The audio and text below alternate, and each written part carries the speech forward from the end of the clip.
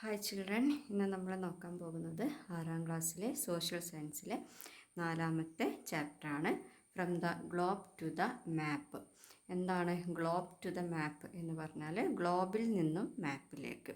Globe എന്ന് പറഞ്ഞാൽ നമുക്കറിയാം, നമ്മുടെ ഏർത്തിൻ്റെ ഒരു സ്മോൾ ഫിഗറാണ്. ഒരു റൗണ്ടിലുള്ള ഏർത്തിനെ റെപ്രസെൻ്റ് ചെയ്യുന്നൊരു സ്മോൾ ഫിഗറിനെയാണ് ഗ്ലോബ് എന്ന് പറയുന്നത്. അതിനെ നമ്മൾ ഒരു ഫ്ലാറ്റ് സർഫസിലേക്ക്, ഒരു പരന്ന ഒരു സർഫസിലേക്ക് പരത്തി വെച്ചാൽ ഉള്ള ഒരു ഫിഗറാണ് ഏത് മാപ്പ് എന്ന് പറയുന്നത്. ഈ ഗ്ലോബിനെ നമ്മൾ അതിനൊരു നിവർത്തി വെക്കുകയാണ് ഫ്ലാറ്റ് സർഫസിൽ, അപ്പോഴാണ് നമ്മളതിനെ മാപ്പ് എന്ന് വിളിക്കുന്നത്. ഇനി നോക്കാം, നമുക്ക് ഇവിടെ ഒരു ചെറിയ പോയം വയലാർ രാമവർമ്മ എഴുതിയിട്ടുള്ള ഒരു പോയത്തിൽ കുറച്ച് ലൈൻസ് ഇവിടെ തന്നിട്ടുണ്ട്.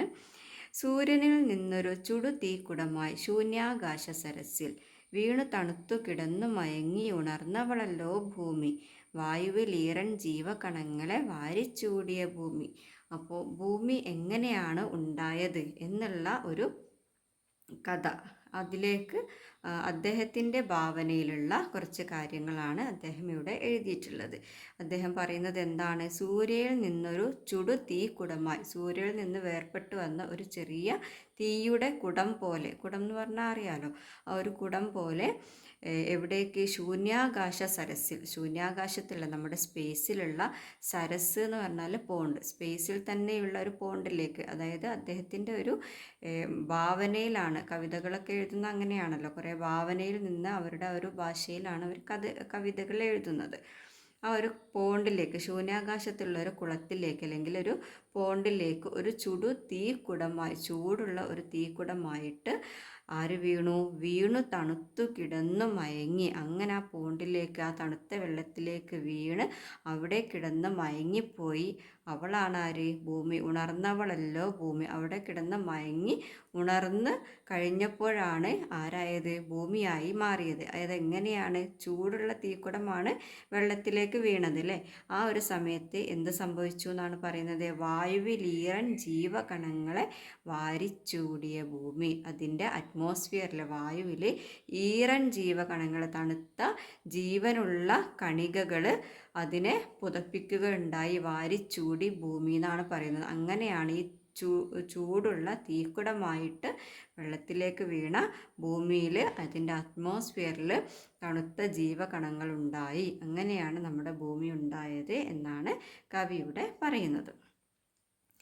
Vailar Ramarma sings that the earth, which was a fireball that fell from the sun into the pond of void and slept lying frozen, and on waking up wrapped herself with the moist life particles.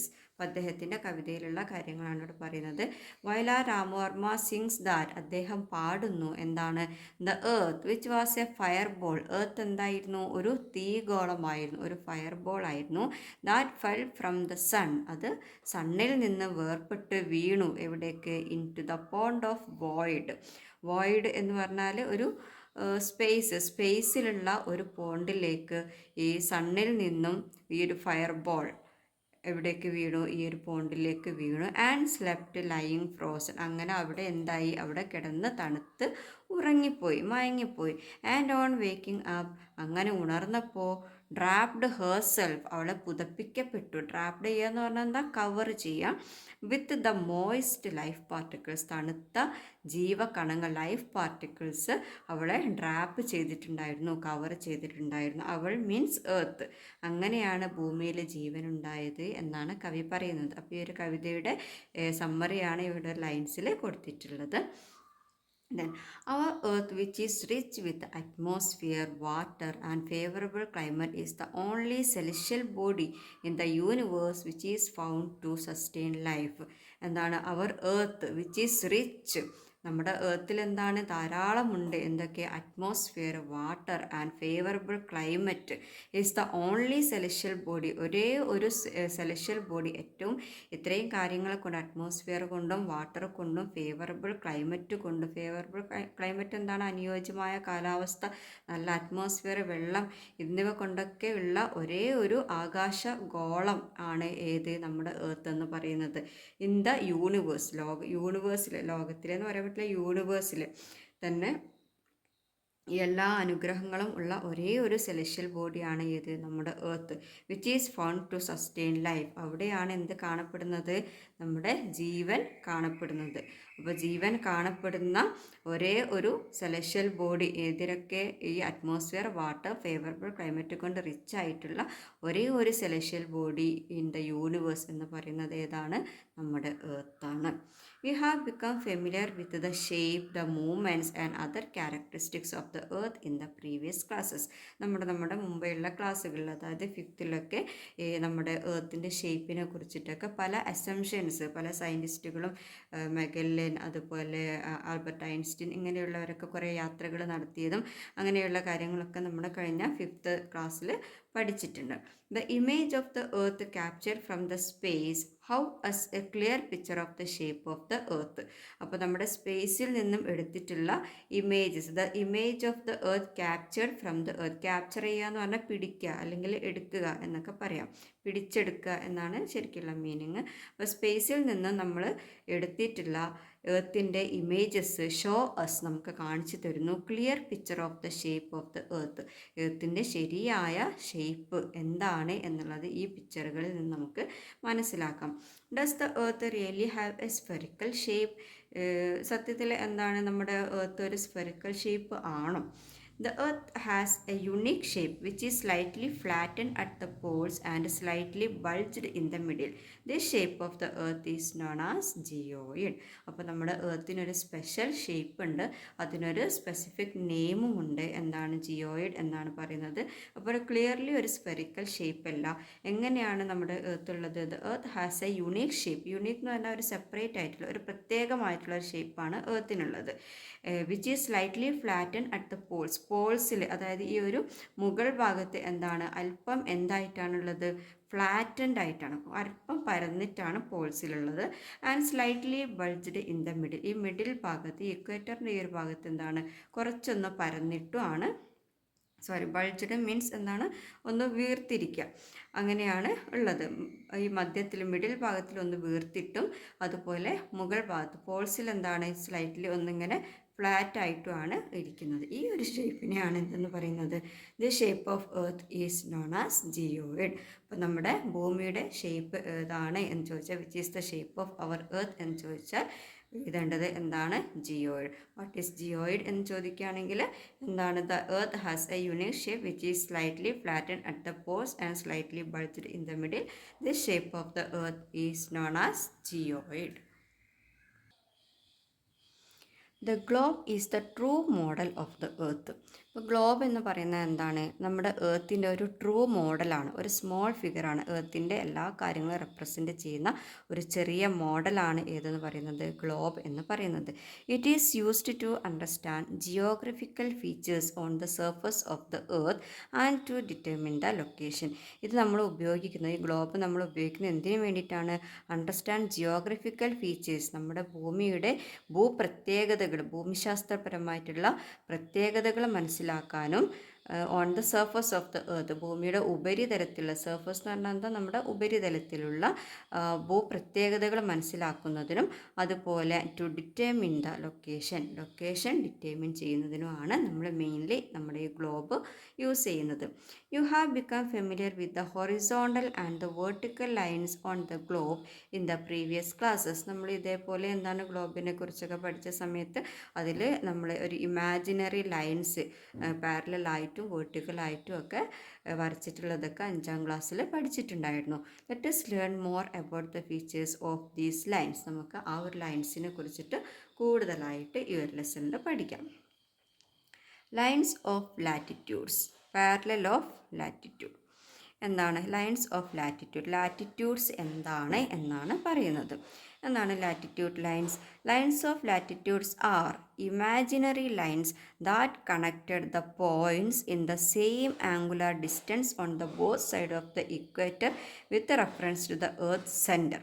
അതായത് എർത്തിൻ്റെ സെൻറ്ററിനെ refer ചെയ്തുകൊണ്ട് എർത്തിൻ്റെ സെൻറ്ററിനെ refer ചെയ്തുകൊണ്ട് എന്താണ് നമ്മൾ വരയ്ക്കുന്ന ഒരു angular ഡിസ്റ്റൻസിൽ both സൈഡിൽ, ഈ ഒരു സൈഡിലും അതുപോലെ ഈ ഒരു സൈഡിലും ആംഗുലാർ ഡിസ്റ്റൻസ്, ആംഗിൾസ് നമുക്കറിയാം അല്ലേ, നമ്മുടെ ട്രാക്ടർ യൂസ് ചെയ്തിട്ട് നമ്മൾ 0 to 360 വരെ വരയ്ക്കുന്ന ആംഗിൾസ് 10, 20, 30, 40 അങ്ങനെ നമ്മൾ വരയ്ക്കാറുണ്ട്, മാത്സിലൊക്കെ വരയ്ക്കാറുണ്ട്. ആ ഒരു ആംഗുലർ ഡിസ്റ്റൻസ് കീപ്പ് ചെയ്തുകൊണ്ട് നമ്മുടെ സെൻറ്ററിനെ റെഫർ ചെയ്തുകൊണ്ട് ഒരു ലൈനിൽ നിന്ന് ഒരു ഭാഗത്ത് നിന്ന് തുടങ്ങി മറ്റേ അറ്റം വരെ വരയ്ക്കുന്ന lines of latitudes are imaginary lines. അതൊരു സാങ്കല്പിക രേഖകളാണ് കേട്ടോ. ശരിക്കും നമുക്ക് നമ്മുടെ എർത്തിൻ്റെ ചുറ്റിലും പോയിട്ട് ഇങ്ങനെ ലൈൻസ് വരയ്ക്കാനൊന്നും പറ്റില്ല. അപ്പോൾ നമ്മുടെ ലൊക്കേഷൻ ഡിറ്റർമിൻ ചെയ്യാനും ജിയോഗ്രഫിക്കൽ ഫീച്ചേഴ്സ് മനസ്സിലാക്കാനും വേണ്ടിയിട്ട് നമ്മുടെ സയൻറ്റിസ്റ്റുകൾ കണ്ടുപിടിച്ച് തന്നിട്ടുള്ള ഒരു വേ ആണ് ഏതെന്ന് പറയുന്നത് ലാറ്റിറ്റ്യൂഡ്സും ലോഞ്ചിറ്റ്യൂഡ്സും.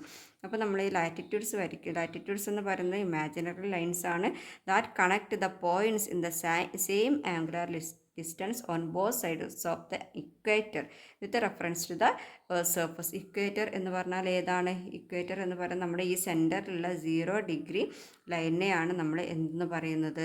ഇക്വേറ്റർ എന്ന് പറയുന്നത്. അപ്പോൾ ഈ ഇക്വേറ്ററിന് പാരലായിട്ട് ഇതേപോലെ, പാരലൽ എന്ന് പറഞ്ഞാൽ ഈക്വൽ ഡിസ്റ്റൻസ് ആയിരിക്കും, അതേപോലെ തന്നെ വരുന്ന ലൈൻസ് ഈ സെൻറ്ററിനെ ബേസ് ചെയ്തുകൊണ്ട് ഈക്വൽ ആംഗുലർ ഡിസ്റ്റൻസ് കീപ്പ് ചെയ്തുകൊണ്ട് നമ്മൾ വരയ്ക്കുന്ന ഈ ലൈൻസിനാണ് ഈ ഇമാജിനറി ലൈൻസ്, നമ്മുടെ സാങ്കല്പിക രേഖകൾ. ഈ ലൈൻസിനെയാണ് ഏതെന്ന് പറയുന്നത്? ലാറ്റിറ്റ്യൂഡ്സ് എന്ന് പറയുന്നത്. These are called latitudinal circles that are drawn parallel to the equator on the earth surface. അപ്പോൾ നമ്മുടെ ഈ ഇക്വേറ്ററിനെ ബേസ് ചെയ്തിട്ടാണ് നമ്മൾ ഈ ഒരു ലാറ്റിറ്റ്യൂഡ്സ് വരയ്ക്കുന്നത്.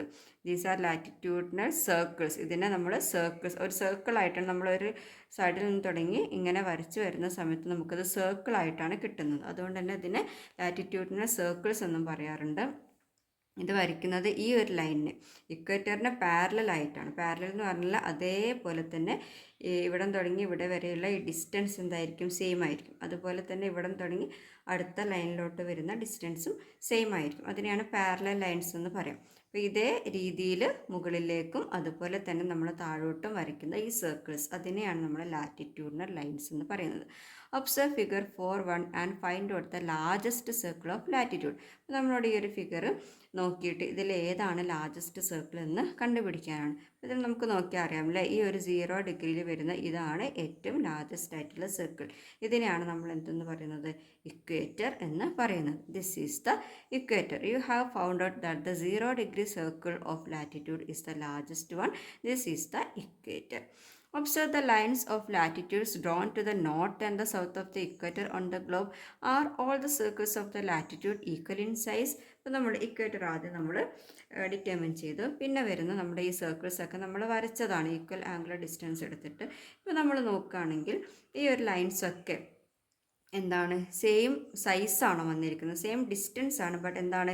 ഇത് ഏറ്റവും ലാർജസ്റ്റ് ആണ്, പിന്നെ വരുന്നത് അതിനേക്കാളും സ്മോളാണ്, പിന്നെ വരുന്നത് സ്മോളാണ്. അപ്പോൾ ഇത് നോർത്തിലേക്ക് പോകുന്ന സമയത്ത് ഇതിൻ്റെ എന്ത് കുറയുന്നുണ്ട്? സൈസ് കുറയുന്നുണ്ട്. അതുപോലെ നമ്മൾ സൗത്തിലേക്ക് വരുന്ന സമയത്തും എന്താവുന്നുണ്ട്? ഇതിൻ്റെ ഈ സർക്കിൾസിൻ്റെ സൈസ് കുറഞ്ഞു വരുന്നുണ്ട്. അപ്പോൾ അതൊരു ഫീച്ചറാണ്. എന്താണ്? From equator to north the size will decrease. At the same time, from the equator to the south, the circles will decrease in size. രണ്ട് സൈഡിലേക്ക് പോകുന്ന സമയത്ത് എന്താണ്? ഇതിൻ്റെ ഒരു സൈസ് എന്ന് പറയുന്നത് ഡിക്രീസ് ചെയ്യുന്നത്.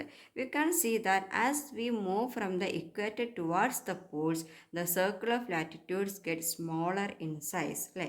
We can see that we move from equator towards the poles. ഈ രണ്ട് പോൾസിലേക്കും, നോർത്ത് പോളിലേക്കും സൗത്ത് പോളിലേക്കും ഇക്വേറ്ററിൽ നിന്ന് മൂവ് ചെയ്യുന്ന സമയത്ത് എന്താവുന്നുണ്ട്? The circles of latitude get smaller in size. Then നമുക്കിവിടെ എങ്ങനെയാണ് നമ്മൾ ഈ ലാറ്റിറ്റ്യൂഡ്സ് വരയ്ക്കുന്നത് എന്നുള്ളൊരു ചെറിയൊരു പ്രൊജക്റ്റ്, അതായത് ഒരു ചെറിയൊരു എക്സ്പെരിമെൻറ്റ് പോലെ തന്നിട്ടുണ്ട്, ചെയ്തു നോക്കാനാണ്. Shall we draw lines of latitude? നമുക്ക് ലൈൻസ് വരച്ചാലോ, ലാറ്റിറ്റ്യൂഡ് ലൈൻസ് വരച്ചാലോ? Cut a rubber ball which is not hollow into 2 halves. അപ്പോൾ നമ്മൾ റബ്ബർ ബോൾ എടുക്കുക. ഇതിന് പ്രത്യേകതയുണ്ട്. എന്താണ്? വിച്ച് ഈസ് നോട്ട് ഹോളോ എന്ന് പറഞ്ഞിട്ടുണ്ട്. അതായത് ഉള്ളിൽ ക്യാവിറ്റി ഉണ്ടാകാൻ പാടില്ല, എം ടി ആയിരിക്കാൻ പാടില്ല, ഉള്ളിൽ തിക്കായിട്ടുള്ള ടൈപ്പ് ബോളാണ് നമുക്ക് വേണ്ടത്. അങ്ങനെ ഒരു ബോൾ എടുത്തിട്ട് എന്ത് ചെയ്യണം, ഇൻറ്റു 2 ഹാഫ്സ്, അതിനെ 2 ഹാഫ് ആക്കിയിട്ട് മുറിക്കാം. Mark angular measures from 0 to 90 degree on both sides the half as shown in the picture using a protractor. അപ്പോൾ നമ്മളൊരു പ്രൊട്രാക്ടർ യൂസ് ചെയ്തിട്ട് ഇതുപോലെ എന്ത് ചെയ്യണം, ഈക്വൽ ആംഗുലാർ ഡിസ്റ്റൻസ്, ഇതാ പ്രൊട്രാക്ടർ ഇതാ ഇവിടെ ഇങ്ങനെ പ്ലേസ് ചെയ്ത് വെച്ചിട്ടുണ്ട്. അതുപോലെ 0 to 90 ഡിഗ്രി, അതുപോലെ ഇവിടെ നിന്ന് 0 to 90 ഡിഗ്രി, അങ്ങനെ 90 വെച്ചിട്ട് നമ്മൾ എന്ത് ചെയ്യുക, ഈ ഒരു പ്രൊട്രാക്ടറിലുള്ള പോലെ മാർക്ക് ചെയ്യുക. ബോത്ത് ഹാഫ്, ഓരോ ഹാഫിൽ 2 ഹാഫിൽ നമ്മൾ ഇതുപോലെ മാർക്ക് ചെയ്യുക. Draw lines based on the angular measures and join dum at the centre of the half as scene in the picture. അപ്പോൾ നമ്മൾ ഇതേപോലെ ആംഗുലാർ മെഷേഴ്സിൽ ലൈൻസ് ഡ്രോ ചെയ്യുക, എന്നിട്ട് ആസ് സീൻ ഇൻ ദ പിക്ചറിൽ കാണിച്ചിരിക്കുന്ന പോലെ അതൊക്കെ ഇങ്ങനെ ജോയിൻ ചെയ്യാം. Now extend these lines to the surface and join the equal angular measures. എന്നിട്ട് എന്ത് ചെയ്യണം, ഈ ഒരു ലൈൻസ് ഇങ്ങനെ ഇതിൻ്റെ സർഫസിലേക്ക്, ഇതിൻ്റെ പുറം ഭാഗത്തേക്ക് എന്ത് ചെയ്യുക, അതിങ്ങനെ എക്സ്റ്റെൻഡ് ചെയ്ത് കൊണ്ടുപോയിട്ട് ഈ ഒരു മറ്റേ അറ്റത്തേക്ക് കണക്ട് ചെയ്യുക. ഇവിടെ നിന്ന് ഇങ്ങനെ ഇത് 30 ആണെങ്കിൽ അതിനപ്പുറത്ത് വരുന്ന 30യിലേക്ക്, ഇത് 40 ആണെങ്കിൽ അങ്ങനെ ഓരോ ലൈനും എന്ത് ചെയ്യുക, എക്സ്റ്റെൻഡ് ചെയ്ത് ഈ ഒരു സൈഡിലേക്ക് എക്സ്റ്റെൻഡ് ചെയ്ത് വെക്കുക. അതേപോലെ തന്നെ നമ്മൾ ഏതിലും ചെയ്യണം, ഈ ഒരു ഹാഫിലും ഇതേപോലത്തെ കാര്യങ്ങൾ ചെയ്യാം. എന്നിട്ട് ചെയ്യേണ്ടത് then draw lines on the other half as well, ഇതേപോലെ ഇതിലും ചെയ്യാം. Paste the 2 halves back together, you will get A ball with lines of latitudes. അങ്ങനെ ഈ 2 ഹാഫും കൂടി നമ്മൾ എന്ത് ചെയ്യുക, ബാക്ക് ടുഗദർ ഒരുമിച്ച് വെക്കുക. ആദ്യമുള്ള ബോൾ പോലെ തന്നെ രണ്ടും ഒരുമിച്ച് വെച്ച് ഒരു ബോളിൻ്റെ ഷേപ്പിലാക്കി മാറ്റുക. അപ്പോൾ നമുക്ക് എന്ത് ചെയ്യും, ഒരുപാട് സർക്കിൾസ് ഇങ്ങനെ ഓരോ ഡിഫറെൻറ്റ് സൈസസിലുള്ള പോൾ ടു പോളിലേക്ക് പോകുന്നതിനനുസരിച്ച് എന്താണ്, സെൻറ്ററിൽ നിന്നും പോളിലേക്ക് പോകുമ്പോൾ അതിൻ്റെ സൈസ് ഡിക്രീസ് ചെയ്യും. 2 പോളിലേക്ക് പോകുന്ന സമയത്ത് അങ്ങനെയുള്ള കുറേ സർക്കിൾസ് ആയിട്ട് നമുക്ക് കിട്ടും. ഇതിൽ ഹാഫ് സർക്കിൾ ഉണ്ടാവും, ഇതിൽ ഹാഫ് സർക്കിൾ ഉണ്ടാവും. ഇത് രണ്ടും കൂടെ ടുഗദർ വെക്കുന്ന സമയത്ത് നമുക്ക് ഫുൾ സർക്കിളായിട്ട് കിട്ടും. ഇങ്ങനെയാണ് നമ്മൾ എന്ത് വരയ്ക്കുന്നത്, you will get A ball with lines of latitude. നമുക്ക് ലാറ്റിറ്റ്യൂഡ് ലൈൻസ് ഉള്ള ഒരു ബോൾ നമുക്ക് കിട്ടും.